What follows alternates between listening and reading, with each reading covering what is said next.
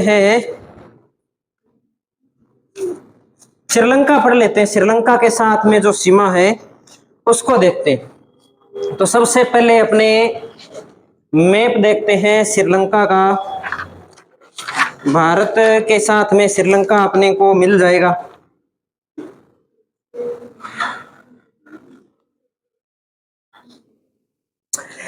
ये मैप है कर्नाटक, तमिलनाडु और केरल का। ये वाला मैप देखो, कर्नाटक, तमिलनाडु, केरल का राजनीतिक मैप है। ये मैप निकालो सबसे पहले।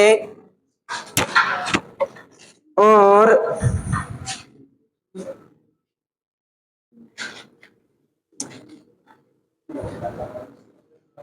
मिल गया क्या ये मैप सभी को? इस मैप के अंदर आप देखो, आपको लिखा हुआ मिलेगा जैसे रामनाथपुरम। मिल गया ना रामनाथपुरम। रामनाथपुरम से आगे चलते हो तो आगे लिखा हुआ है रामेश्वरम। रामेश्वरम के नीचे एक पॉइंट लगा करके लिखा हुआ है धनुषकोडी या धनुषकोटी बोल देते हैं इसे। यह भारत का अंतिम बिंदु है श्रीलंका की ओर जाने पर। कौन सा बिंदु है? अंतिम बिंदु है धनुषकोडी या धनुषकोटी बोलते हैं इसको। इससे आगे जल शुरू हो जाता है। और ये जो जल, जो मन्नार की खाड़ी है और इधर अपने बंगाल की जो खाड़ी है, इन दोनों को जोड़ने का जो काम करता है, यहां एक जल संधि है जिसे बोलते हैं अपने पाक जल संधि। वास्तव में पाक नहीं है, ये पाल्क है। जो इसके अंदर लिखा हुआ है ना, ये बिल्कुल सही लिखा हुआ है, पाल्क जल संधि है ना। पाल्क एक कोई अंग्रेज अधिकारी था, उसके नाम पर इसका नाम रखा हुआ है पाल्क जल संधि। तो एक प्रश्न तो यहाँ पे ये बनता है कि पाल्क जल संधि किनके मध्य स्थित है? तो भारत और श्रीलंका के मध्य स्थित है। किन्हें जोड़ने का काम करता है? तो हम कह सकते हैं कि मन्नार की खाड़ी को पाल्क की खाड़ी को आपस में जोड़ता है, या हम ऐसे कह सकते हैं कि यह मन्नार की खाड़ी को बंगाल की खाड़ी से जोड़ने का काम करता है। मिल तो गया ना सभी को ये? ठीक है। अब इसमें अपने आगे देखते हैं। आगे ये श्रीलंका है। अब श्रीलंका का मैप अपने थोड़ा देखते हैं, फिर अपने लिखने का काम है वो शुरू कर लेते हैं। तो श्रीलंका का मैप हमें मिलेगा। देखो श्रीलंका का मैप कितने नंबर पेज पे है?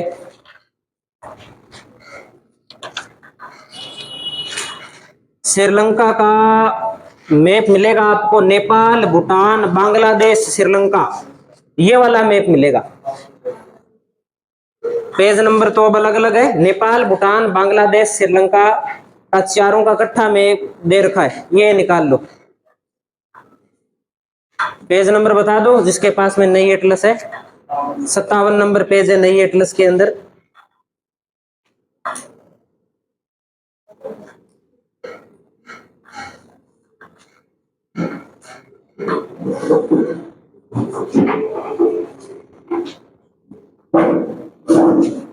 करें शुरू क्या इसमें सबसे पहले अपने को देखना है कि श्रीलंका का ऐसा कुछ भाग है। ये वाला जो भाग दिखाई दे रहा है ना, ये भाग है, इसका नाम क्या है? जाफना प्रायद्वीप। प्रायद्वीप किसे कहते हैं? क्या होता है प्रायद्वीप? भूमि का ऐसा भाग जो तीन ओर से जल से घिरा हो, वो क्या कहलाता है? प्रायद्वीप कहलाता है। और श्रीलंका का ऐसा जो भाग है, ये किस नाम से जाना जाता है? जाफना प्रायद्वीप। ये जाफना प्रायद्वीप है। इस जाफना प्रायद्वीप वाले भाग के अंदर कुछ पहाड़ियां हैं और पहाड़ियों के अंदर एक दर्रा स्थित है। इस दर्रे का नाम है एलिफेंट या एलिफेंटा दर्रा, आपको मिल जाएगा। एलिफेंट दर्रा लिखा हुआ है, तो हम लिख देते हैं कि यहाँ पर एक दर्रा पड़ता है। एक बार कुछ बनाना नहीं है किसी को, अपने डायग्राम बनाएंगे। एक बार अपने एटलस के अंदर इन स्थानों को देख रहे हैं कि कल को कोई आए प्रश्न यहां से, तो ये नाम हमारे याद आने चाहिए, हमारे मैप के अंदर देखे हुए होने चाहिए। चलो आगे इसके बाद हम बात करते हैं। इसमें हमें जो और बात देखनी है,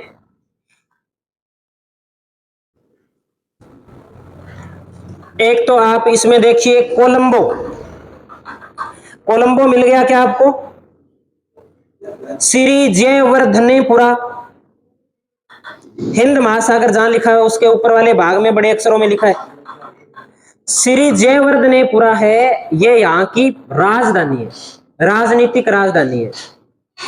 जैसे भारत की राजनीतिक राजधानी कौन सी है? नई दिल्ली। और भारत की आर्थिक राजधानी कौन सी है? मुंबई।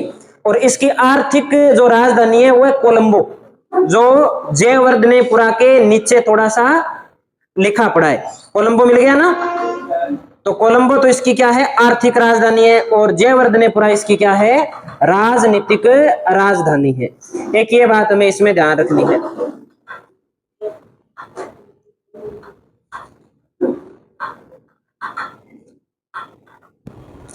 अब आप देखो, बिल्कुल यहां पर यहां लिखा है इसके अंदर हम्बन टोटा, बिल्कुल दक्षिण के अंदर।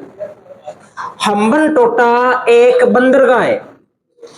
हम्बन टोटा क्या है? एक बंदरगाह है। इस बंदरगाह को चीन ने लीज पर ले रखा है। एक ये बात भी हमें इसमें ध्यान रखनी है। और एक इसमें हमें ध्यान रखनी है, इसमें दिखा नहीं रखा भाई, एक द्वीप है कच्चा तीवू द्वीप, वो इसमें दिखा नहीं रखा, जो भारत और श्रीलंका के बीच में विवादित है। चलो उसका नाम हम बड़ा बड़ा ध्यान में रख लेंगे। चलो अब इसे अपने बनाते हैं। कौन से में? उस मैप में है क्या? उसमें देख लेते हैं। चलो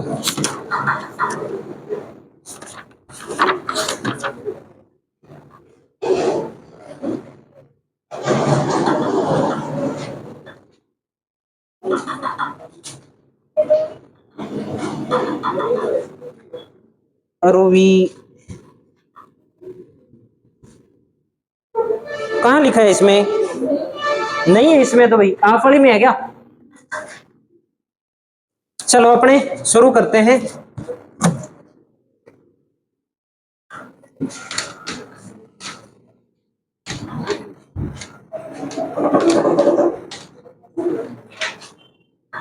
भारत,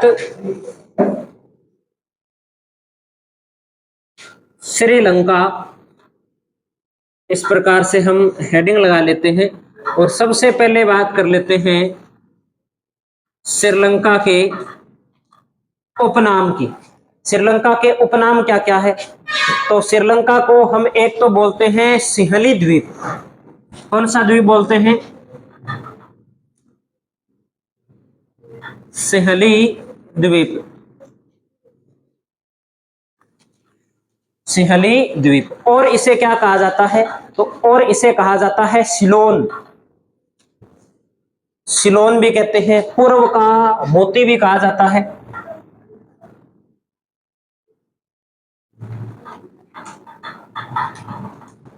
पूर्व का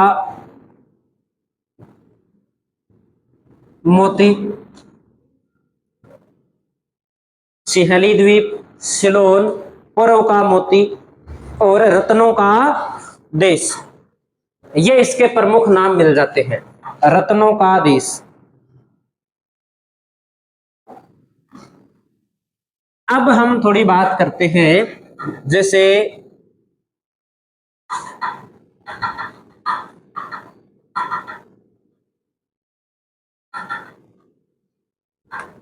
थोड़ा सा हम बड़ा बना लेते हैं इस प्रकार से। इस प्रकार से ये जो भाग है ये भारत का बाहर है और यहां पर इस प्रकार से क्या स्थित है? श्रीलंका स्थित है। तो भारत का यहां पर जो श्रीलंका की ओर सबसे नजदीक बिंदु पड़ता है, इस बिंदु का नाम क्या है? धनुषकोटि। कौन सा बिंदु है? धनुषकोटि। तो एक तो ये हमें बिंदु ध्यान रखना है, धनुषकोटि।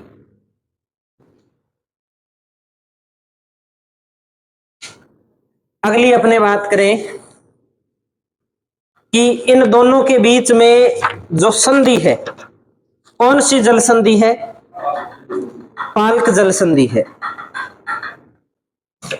तो यहां ये जो जल एक दूसरे से मिल रहे हैं, ये कौन सी जल संधि कहलाती है? पाल्क जल संधि। पाक जल संधि भी लिखा हुआ मिल जाएगा, वो भी गलत नहीं है। अगर दोनों नाम एक साथ मिल जाएं तो पाल्क नाम है वो बिल्कुल सही रहेगा, ये हम ध्यान में रख लेंगे।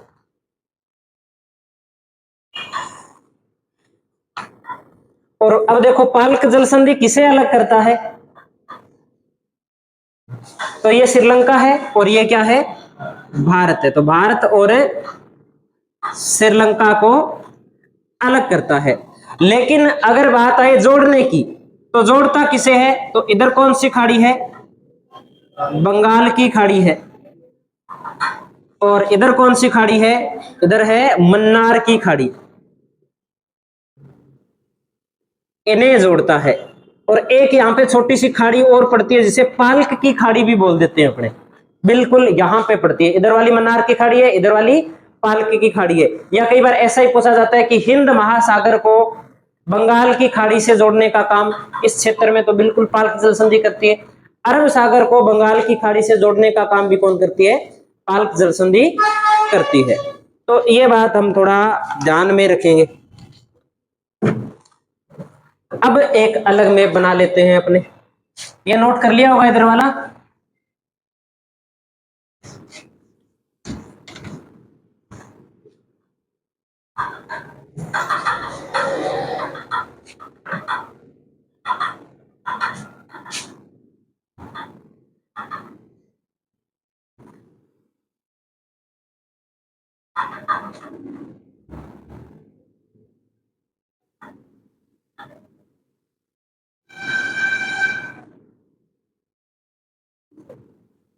तो एक तो यहां जो आगे वाला भाग है, ये आगे वाला भाग कहलाता है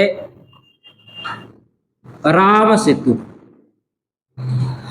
यहां तक तो भारत की भूमि है ही, धनुषकोडी तक। तो जब श्रीलंका गए थे राम जी, तो यहां पर कहते हैं पुल बनाया था पत्थरों का। उस पुल को किस नाम से जानते हैं? राम सेतु के नाम से जानते हैं। और ये वाला जो भाग है, ये वाला भाग श्रीलंका का कौन सा प्रायद्वीप है? जाफना प्रायद्वीप। और जाफना प्रायद्वीप के अंदर यहां पे एक दर्रा पड़ता है, इस दर्रे का नाम है एलिफेंटा दर्रा। एक ये बात हम ध्यान में रख लेंगे। यहां श्रीलंका की राजनीतिक राजधानी है, इसका नाम है जयवर्धनेपुरम।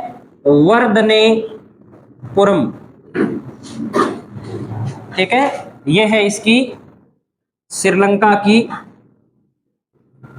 राजनीतिक राजधानी।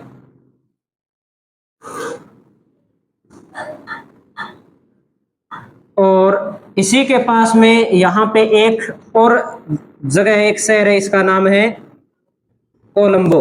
यह है श्रीलंका की आर्थिक राजधानी।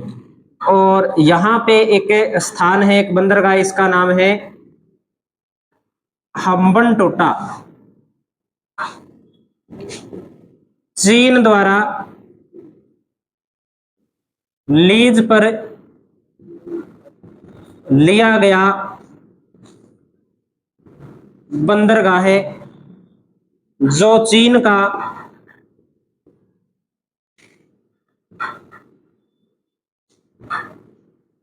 नौ सैन्य अड्डा है।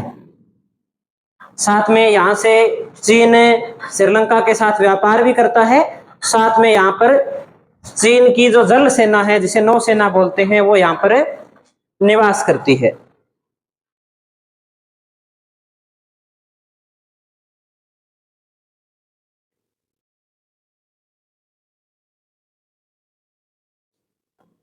और ये जो एलिफेंटा दर्रा है, ये क्या करता है? जाफना प्रायद्वीप को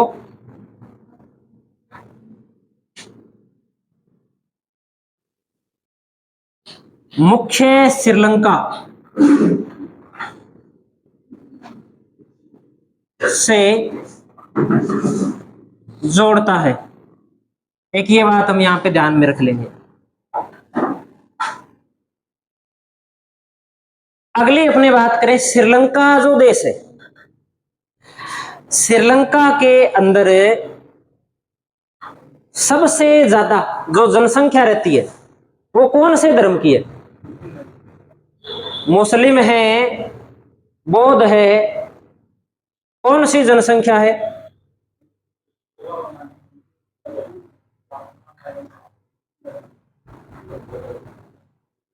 देखो इसमें अपने बात करें तो ये वाला जो भाग है ना, इस जाफना प्रायद्वीप से इधर वाला भाग, यहां तो श्रीलंका के जो मूल लोग हैं वो रहते हैं, जिसमें मुस्लिम भी है और बौद्ध है, ठीक है।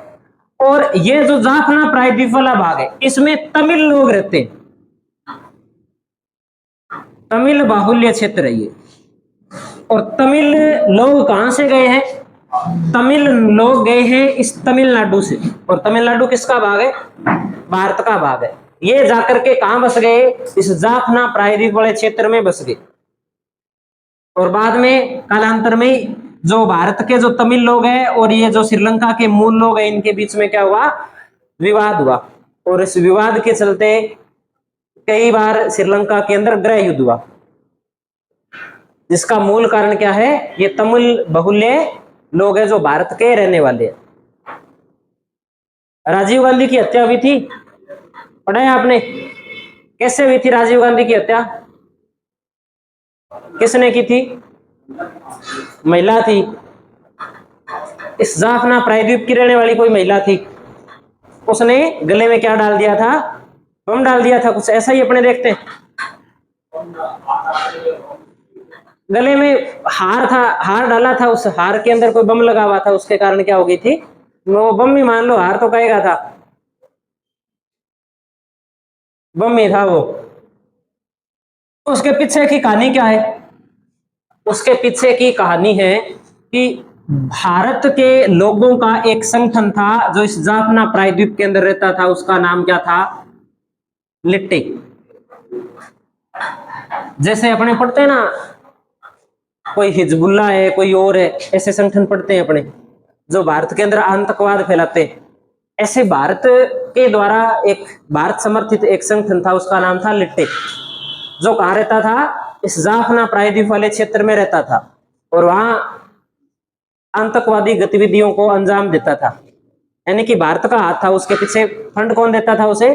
भारत देता था। और उससे श्रीलंका के अंदर अशांति मची रहती थी, और उसी अशांति के चलते क्या है, वहां पर एक बार गृह युद्ध छिड़ गया। और जो संयुक्त राष्ट्र संघ है उसके हम सदस्य हैं, तो संयुक्त राष्ट्र संघ के कहने पर क्या है, भारतीय सेना को कहां जाना पड़ा? श्रीलंका जाना पड़ा।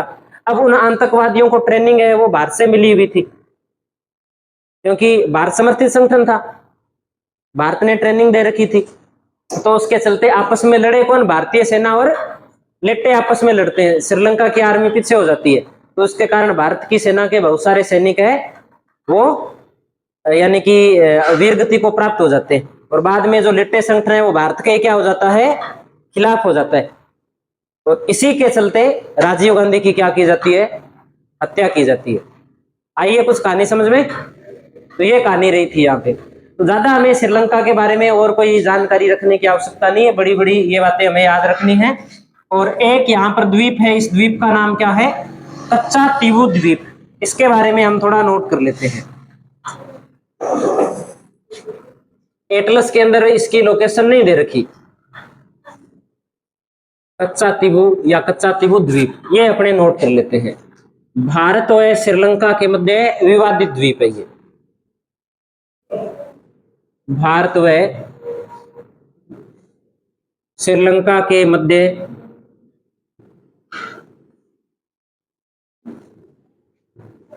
विवादित द्वीप। वर्तमान में इस पर किसका अधिकार है? श्रीलंका का अधिकार है वर्तमान के अंदर। तो लिखेंगे हम 1974 में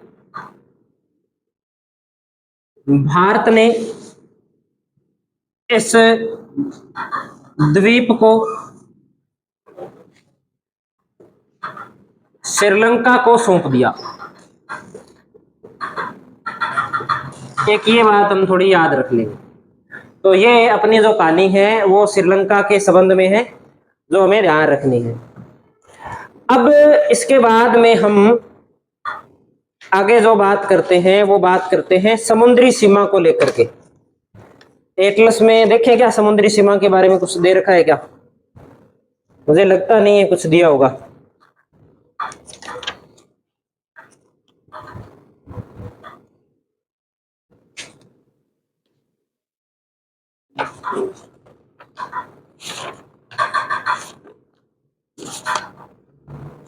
ये इतने मैप है एटलस के अंदर, ये सारे मैप है ना, ये सारे के सारे मैप काम के हैं। लेकिन दिक्कत ये है कि हमें पढ़ने नहीं आते। ये हमें ऐसे लगता है कि ऐसे लिख रखा है, एक एक मैप काम का है। टाइम मिलेगा तो अपने इनको भी देखेंगे।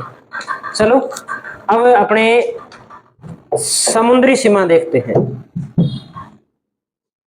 ये नोट कर लिया सभी ने?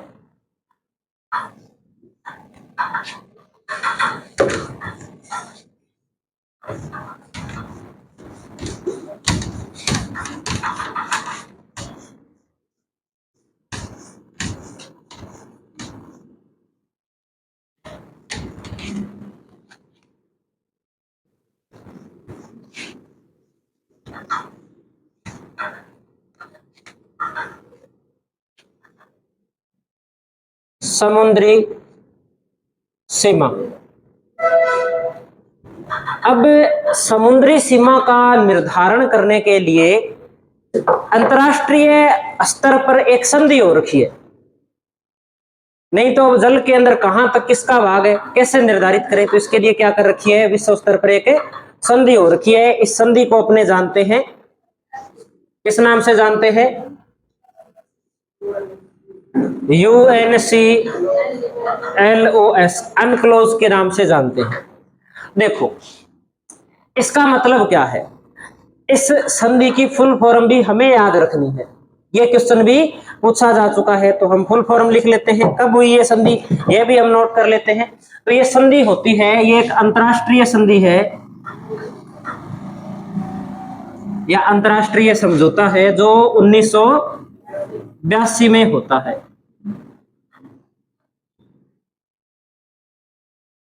इसका पूरा नाम हम नोट कर लेते हैं।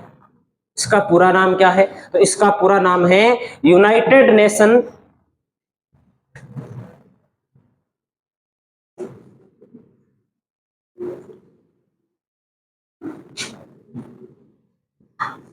कन्वेंशन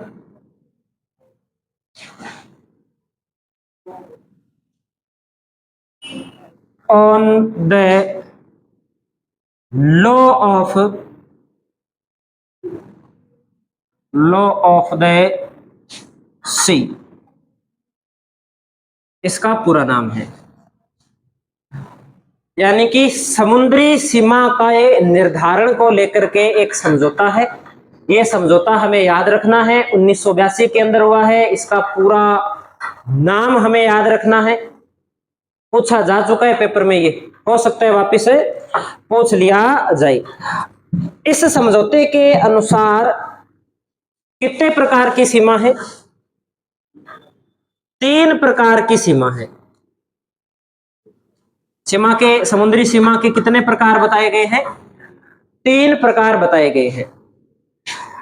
कौन कौन से 3 प्रकार है उनको भी देखेंगे, लेकिन उससे पहले हमें एक बात और ध्यान में रखनी है। अपने एक तो हम पढ़ते हैं, कोई मापनी होती है, उसे हम पढ़ते हैं किलोमीटर के अंदर पढ़ते हैं। किलोमीटर, भाई यहां से गंगानगर कितने किलोमीटर है। एक हम पढ़ते हैं मील के अंदर, एक मील में पढ़ते हैं हम। और एक मील होता है जिसे अपने बोलते हैं समुद्री मील। समुद्री मील, इस समुद्री मील को क्या बोलते हैं? नॉटिकल मील भी बोलते हैं। किस नाम से जाना जाता है? नॉटिकल मील के नाम से भी इसे जाना जाता है। अब यहां से क्या क्या प्रश्न बन सकते हैं या यहां से क्या क्या प्रश्न बने हुए हैं? तो एक तो अपने 11वीं क्लास की भूगोल की किताब में दो तीन बातें स्पष्ट लिख रखी है।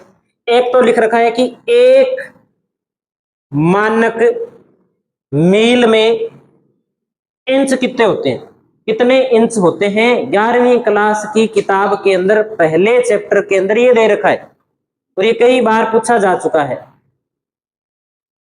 तो कितने होते हैं भाई? 63,360 इंच होते हैं। एक मानक मील में कितने इंच होते हैं? 63,360 इंच होते हैं। और एक मानक मील के अंदर किलोमीटर कितने होते हैं? तो 1.584 किलोमीटर होते हैं, जिसे अपने राउंड फिगर में कितना लिखते हैं? 1.6 किलोमीटर लिखते हैं। दूसरा अपने बात कर लेते हैं कि एक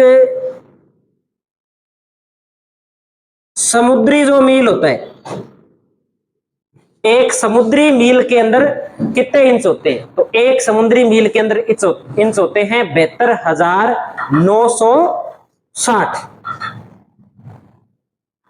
72,960 इंच होते हैं। तो एक समुद्री मील के अंदर किलोमीटर कितने होंगे? ऊपर वाले जितने ही होंगे या ज्यादा होंगे? ज्यादा होंगे। तो कितना ज्यादा होगा?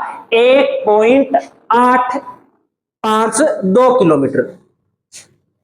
1.852 किलोमीटर, ठीक है। या आप ऐसे भी लिख सकते हो 1.8 या 1.9 भी लिखा हुआ मिले तो भी वो गलत नहीं है, वो भी सही है। तो ये बात हमें बड़ी बड़ी है जो ध्यान में रखनी है।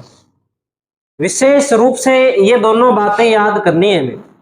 मापनी पढ़ते हैं, मापनी तो अपने है नहीं कोई सिलेबस में। आपने बीए के अंदर प्रैक्टिकल किए होंगे। ज्योग्राफी थी किसी के पास में क्या?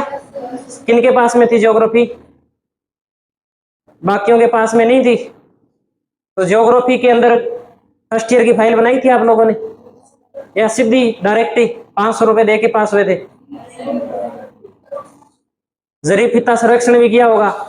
तो उसमें दो प्रकार की मापनी होती है मापने के लिए, एक ब्रिटिश माप अपने मापनी होती है और एक जो मेट्रिक माप प्रणाली होती है। दो प्रकार की होती है।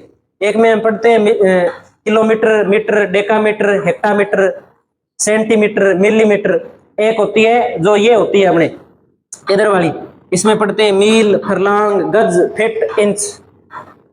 तब एक मील के अंदर इंच की संख्या पूछी जाती है तब आती है 63,360। ऐसी कुछ मापनियां होती है, अगर आपने कभी पढ़ी हो तो, है ना। अभी भी कोई फाइल उठा के घूम रहा था, वो सीधे 500 रुपए जमा कराएगा, थोड़ा सा लिखेगा और नंबर मिल जाएंगे पूरे, समझ में कुछ आएगा नहीं, फिर भटकते रहेंगे इधर उधर। ये ऐसे कैसे हो गया? तो ये बात हमें बड़ी बड़ी ध्यान में रखनी है। इतना तो कम से कम याद करना ही पड़ेगा अभी। किलोमीटर कितना होता है और इंच कितना होता है। एक मील में इंच कितने होते हैं, किलोमीटर कितने होते हैं। एक समुद्री मील या नॉटिकल मील में इंच कितने होते हैं या किलोमीटर कितने होते हैं। एक किलोमीटर के अंदर कितने मीटर होते हैं? 1000। ठीक है, चलो अब अपने आगे बात करते हैं। सीमा कितने प्रकार की है? यहाँ पर 3 प्रकार की है। नोट कर लिया होगा सभी ने। अब एक डायग्राम के माध्यम से अपने समझ लेते हैं।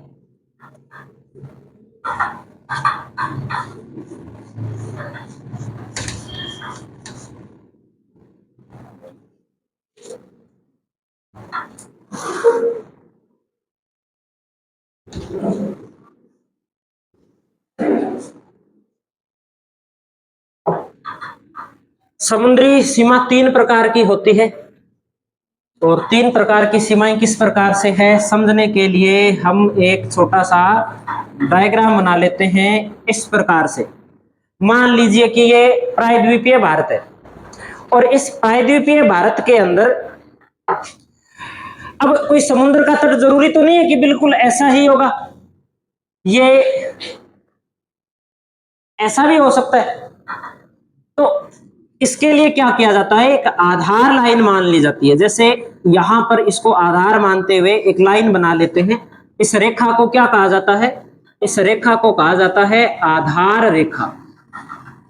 कौन सी रेखा है ये, आधार रेखा। अब भारत की समुद्र के अंदर कितने किलोमीटर सीमा होगी, वो इस आधार रेखा से इस ओर मापी जाएगी। जैसे सबसे पहली जो सीमा आती है उसे अपने बोलते हैं टेरिटोरियल जोन। सबसे पहली सीमा कौन सी होती है, टेरिटोरियल जोन।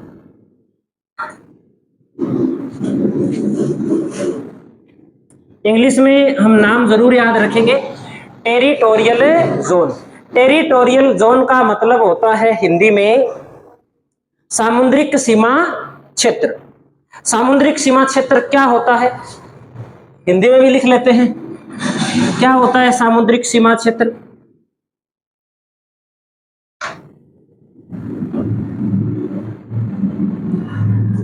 तो जैसे ये वाला जो भाग है, ये वाला भाग हमने ऐसे निर्धारित कर लिया, इस भाग की आधार रेखा से जो दूरी है वो दूरी है 12 नॉटिकल मील।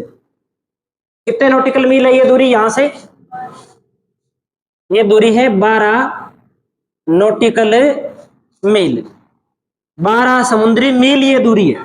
किलोमीटर के अंदर कितनी है तो कर देंगे 12 इंटू 1.8 कर देंगे तो किलोमीटर के अंदर ये दूरी अपने को मिल जाएगा। हालांकि ऐसा कोई प्रश्न आएगा नहीं।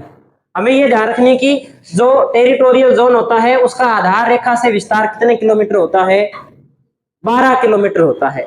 इस क्षेत्र के अंदर भारत को क्या अधिकार प्राप्त होते हैं, तो इस क्षेत्र के अंदर भारत को बहुत सारे अधिकार प्राप्त होते हैं। जैसे यहां पर किसको आने देना है, किसको नहीं आने देना, किसको एंट्री देनी है, किसको एंट्री नहीं देनी, सारा का सारा नियंत्रण। यानी कि इस क्षेत्र के अंदर भारतीय जो जल सेना है या नौसेना है वो पूर्ण रूप से यहां पर ध्यान रखती है भी कोई भारत की सीमा के अंदर प्रवेश नहीं करेगा। तो इसमें हम एक बात नोट कर देते हैं,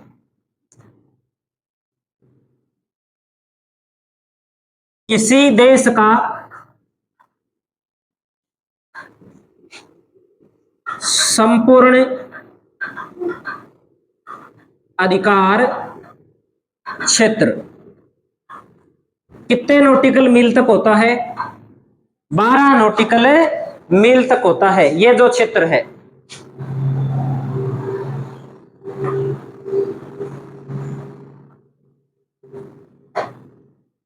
टेरिटोरियल जोन कहलाता है ये, ठीक है।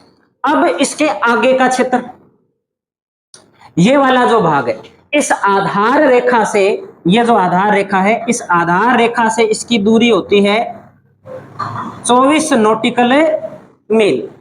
इस आधार रेखा से कितनी दूरी है इसकी, 24 नॉटिकल मील दूरी है। लेकिन वास्तव में इसकी दूरी कितनी है, 12 नॉटिकल मील ही है। वास्तविक दूरी कितनी है, 12 नॉटिकल मील, क्योंकि 12 तो कौन सा है, टेरिटोरियल जोन है, और उससे आगे का जो 12 अपने मील का क्षेत्र है वो ये क्षेत्र होता है। इस क्षेत्र का नाम क्या होता है, तो इसे बोलते हैं कॉन्टिगोस जोन। इस क्षेत्र का नाम है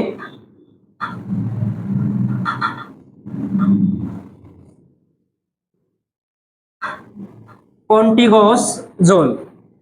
कॉन्टिगोस जोन को हिंदी में किस नाम से जानते हैं, तो इसे बोलते हैं संलग्न सीमा क्षेत्र। संलग्न सीमा क्षेत्र। इस क्षेत्र के अंदर क्या अधिकार होते हैं अभी देख लेते हैं अपने।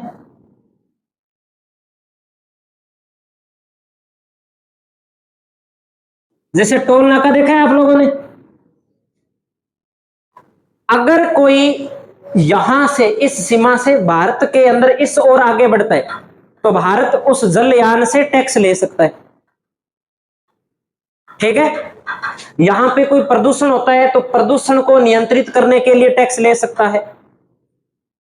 यहीं से अनुमति लेकर के हम टेरिटोरियल जोन के अंदर आ सकते हैं, अन्यथा हम यहां से किसी भी दूसरे विमान को आगे नहीं आने देंगे। और इससे आगे तो अपनी नेवी पूरी है, वो बिल्कुल ही जाने नहीं देती। जो प्रमुख पतन वाले क्षेत्र है वहीं कुछ जो जलयान है वो जा सकते हैं, ऐसे नहीं है कि ऐसे घूमते रहेगा, ऐसे किसी को भी घूमने नहीं दिया जाता। ये प्रमुख रूप से यहाँ पे सीमा आ जाती है। तो ये कौन सा क्षेत्र आ गया? संलग्न सीमा क्षेत्र।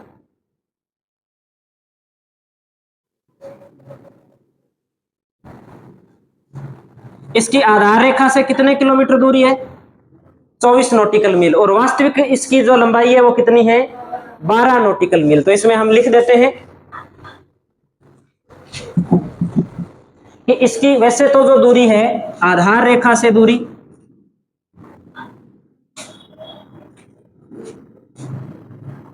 कितनी है? दूरी 24 नॉटिकल मील। और इसकी वास्तविक दूरी कितनी है? तो 12 नॉटिकल मील इसकी दूरी है।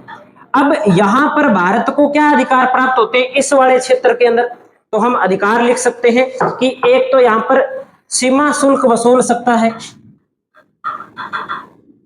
सीमा शुल्क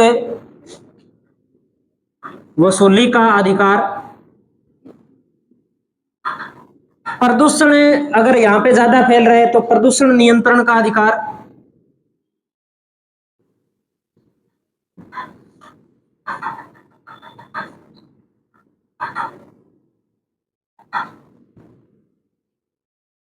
प्रदूषण नियंत्रण का अधिकार। तीसरा इसके अंदर हम लिख सकते हैं वित्तीय अधिकार। कोई भी व्यवसाय से संबंधित कार्य है वो भारत यहां कर सकता है। तो एक लिख सकते हैं हम यहां वित्तीय अधिकार।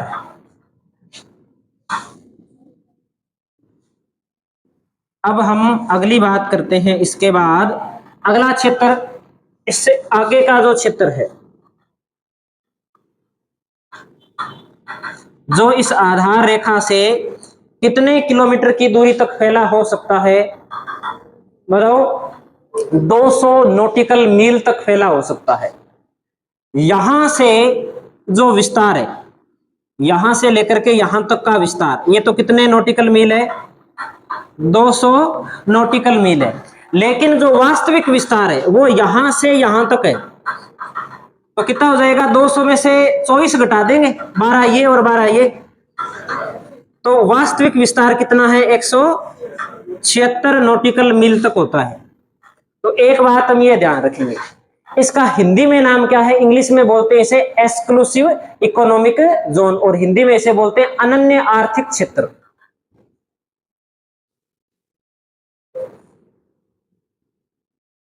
अनन्य आर्थिक क्षेत्र। वास्तविक विस्तार 176 किलोमीटर, और वैसे अपने आधार रेखा है उससे विस्तार कितना होता है? 200 नॉटिकल मील। इसकी विशेष बात क्या है, इसकी अपने बात कर लेते हैं। ये 3 नंबर है।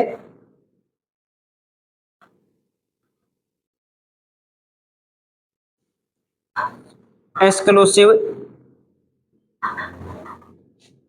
इकोनॉमिक जोन, या हिंदी में इसे कहा जाता है अनन्य आर्थिक क्षेत्र। ठीक है। वास्तविक विस्तार या आधार रेखा से विस्तार,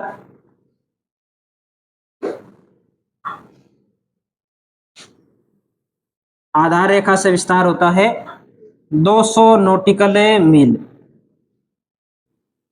और वास्तविक विस्तार होता है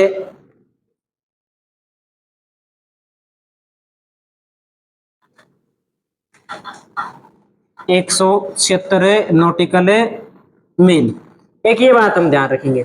अब भारत को क्या अधिकार है इस क्षेत्र के अंदर? तो भारत को अधिकार है कि भारत यहां संसाधनों का सर्वेक्षण कर सकता है। सागर के अंदर 200 नॉटिकल मील तक भारत देख सकता है कि कहां पेट्रोलियम है, कहां प्राकृतिक गैस है, वो निकाल सकता है। सर्वेक्षण भी कर सकता है, उन्हें निकाल भी सकता है, क्योंकि ये भारत का अधिकार क्षेत्र है। दूसरा, इस क्षेत्र के अंदर कोई भी द्वीप बना सकता है। उस द्वीप के ऊपर अपना कोई वैज्ञानिकों के लिए अनुसंधान केंद्र स्थापित कर सकता है, या अपने ऐसे कह सकते हैं कि कोई भी खनिज है उसके संरक्षण कर सकता है भी। कोई अगर दूसरा देश इस क्षेत्र में आकर खनिज निकालने का प्रयास कर सकता है तो उसे वहां से हटा सकता है। कोई भी जो ऐसी बात है वो यहां तक संपूर्ण अधिकार रहता है भारत का। लेकिन ऐसे नहीं है कि यहां पर ला करके बाउंड्री बना दे, नौसेना की जो नाव है वो ला करके तैनात कर दे कि हम यहां से आगे आपको नहीं जाने देंगे, ऐसा नहीं कर सकता। जो जलयान है वो तो यहां से गुजरेंगे, वो इस क्षेत्र में भारत की परामर्श के बिना या अपने क्या आदेश के बिना आगे नहीं आ सकते। तो ये कुछ अधिकार है जो हम नोट कर लेते हैं इधर।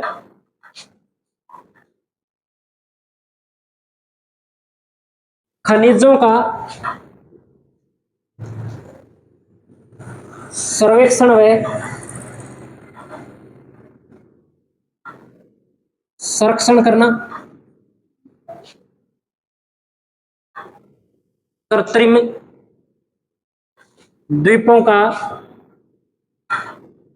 निर्माण करना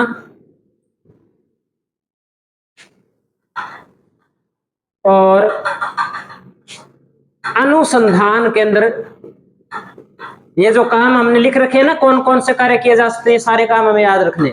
अनुसंधान केंद्र स्थापित करना,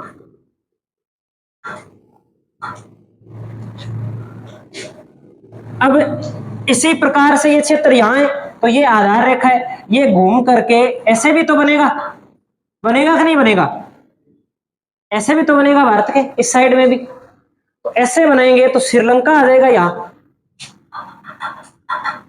आएगा कि नहीं आएगा। ऐसे तो श्रीलंका फिर भारत का एक द्वीप हो गया, हुआ कि नहीं हुआ। कह देंगे 200 नॉटिकल मील तक जितना क्षेत्र है वो हमारा है। तो इसके लिए भी कुछ ये जो क्षेत्र है वो साझा क्षेत्र है, इसीलिए तो कच्चा तीवी वाला और वो विवाद हो रखा है। भारत कहता है कि हमारे समुद्री सीमा क्षेत्र में आता है और श्रीलंका वाले कहते हैं कि हमारे समुद्री सीमा क्षेत्र के अंतर्गत आता है। तो ऐसे छोटे मोटे कुछ विवाद भी हमें मिल जाते हैं। और भारत के मैप के साथ में श्रीलंका का मैप फ्री आता है। क्यों आता है? क्योंकि ये जो समझौता हो रखा है अपने जो पढ़ रहे हैं इसी के तहत ये बात भी उसमें लिखी हुई है कि अगर कोई बड़ा देश है और उस बड़े देश के समुद्री सीमा वाले क्षेत्र के अंदर कोई छोटा द्वीपीय देश शामिल होता है तो उस द्वीपीय देश का नक्शा बड़ा देश अपने नक्शे के साथ में शामिल करेगा, उसे काटेगा नहीं। तो ये भी एक क्या हो रखा है, समझौता हो रखा है। इस बात का भी हमें थोड़ा वैसे ध्यान रखना है क्योंकि क्वेश्चन तो आने वाला नहीं है वहां से। लेकिन ये जो हमने बात पढ़ी है पहले तो बताओ कि ये बात समझ में आई है या नहीं आई है, वापस बताने की आवश्यकता है क्या? पहले तो बताओ टाइम क्या हुआ है, हो गया टाइम?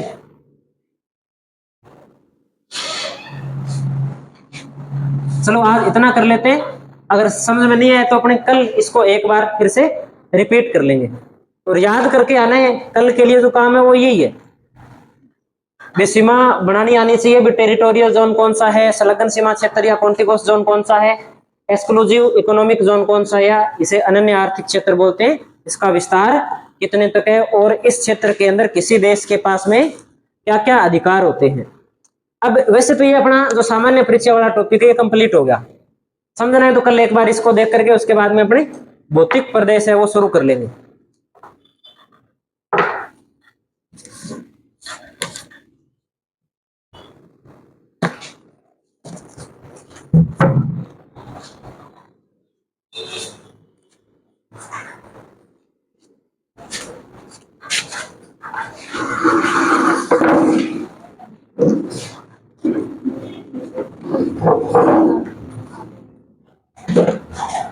हो गया टाइम क्या?